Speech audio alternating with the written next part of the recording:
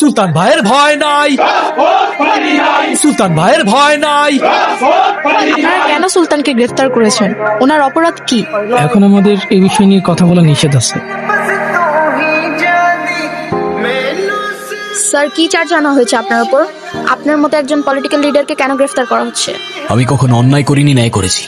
উপরওয়ালা আমার জীবনটা এত মানুষের ভালোবাসায় জান্নাতের মতো বানালেও কিছু মানুষ সেটা নরক বানিয়েছে। তাই পড়ছি আপনাদের সামনে, আপনাদের হয়ে। আপনি শুধু আপনার অপরাধটা স্বীকার করে নিলেই বাঁচতে পারবেন, এছাড়া আর কোনো উপায় নেই। কথা বলছেন না, মুখে কি তালা পড়েছে নাকি? কেন খুন করেছিলেন আপনার স্ত্রীকে? আরে স্যার, কোথায় আমার ওয়াইফের অ্যাক্সিডেন্টের জন্য আমায় সহানুভূতি দেখাবেন তা না, আপনি তো আমার পিছেই পড়ে গেলেন। না, কোনটা অ্যাক্সিডেন্ট আর কোনটা মার্ডার সেটা আমাকে শেখানোর প্রয়োজন নাই। কি ভেবেছেন আপনি রাজনীতি করেন বলে সবকিছু থেকে বেঁচে যাবেন? এবার আপনাকে আইনের কাছে ধরা দিতে হবে। ঠিক আর বেঠিকের মাঝখানে একটা লাইন আছে স্যার, সেটাকে রাজনীতি বলে। আমি সেটাই করি, আর আপনার এই আইন সেই রাজনীতিতেই পড়ে।